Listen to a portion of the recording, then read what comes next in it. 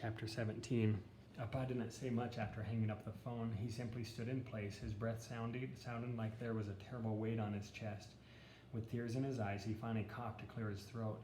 Efren braced himself for the news. Only Appa didn't say a thing. He couldn't. There were so many thoughts, so many feelings scurrying around in Efren's head, some so horrible that he couldn't bear the silence any longer. "Is she okay?" he finally asked. Appa leaned in closer to Efren, away from Max and Mia. "She's safe," he said, his voice thick and buried. "But the van she was in got pulled over at the San Clemente checkpoint. She's being held at a detention center." Efren was about to ask a question when he felt a tug by his pants pocket. It was Max looking up at him, big penny eyes gleaming with hope. "Is Amma almost here?" Mia rushed to his side to hear the answer.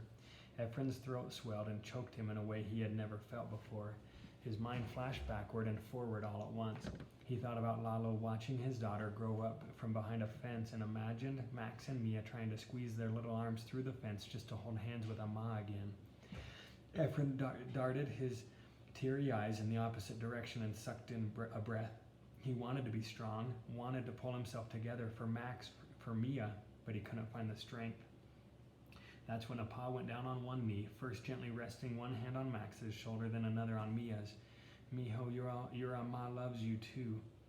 He interrupted himself and turned briefly to Efren. "You three. And she will do everything she can to come home to you, and I will do everything I can to get her here. We will never give up, nunca. That much I can promise you. But no, she will not be coming home tonight. She will not be coming home tomorrow. Honestly," his voice broke mid-sentence, "she won't be coming home anytime soon." After sitting at the kitchen table in silence, Appa finally picked up the carrot cake and carried it over to the mattresses. "I don't know about you guys, but I am going to sit here, watch some cartoons, and eat this cake. Anyone want to join me?" Efren turned to Max, who then turned to Mia, who sat silently, still wearing her heavy frown. Appa held up his hand and wiggled his fingers. "How about some piojitos?" Max's head perked up. Piojitos were his favorite, but Efren wasn't sure he'd accept them from Appa. After all, that was Amma's specialty. Still, Max gave in. He picked up his fork and took a seat beside Appa, who immediately began scratching Max's head in little Amma circles. "Mia?" Efren held up his hands and waved his fingers at her. "They've been trained by the best," he sing-songed. Mia looked over at Max, who was now lying across Appa's lap with a mouthful of cake. "Okay, but don't expect me to like it." It didn't take long, just 3 episodes of SpongeBob for the twins to eventually fall asleep. Appa took a towel to wipe away the smudges of frosting he could find on the blankets. He and Efren headed to the kitchen, where most of the food remained untouched.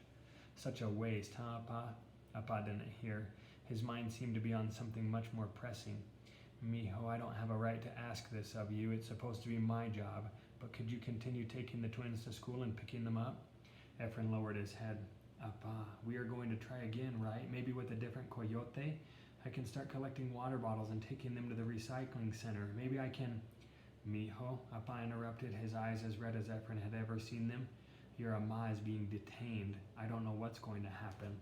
Efren was shaken to the core. "So that's it? We don't try again?" Appa reached over and gently guided Efren's chin up. "Look at me, Mijo. I swear I will never give up on your mother. That is a promise, entiendes?" Efren's emotions finally let loose. "And what are we supposed to do without her?" "We can do. That's all we can do. We make do," Lalo's words. Only now they made less sense. What if I don't want to make do? What if I want to be selfish? Appa, I'm not asking for a huge house with a pool or fancy toys. I'm just asking for Amma back. That's all. Why?" he asked between hiccupy sobs. "Why can't I have that?"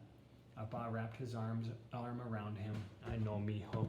It's not fair. I know."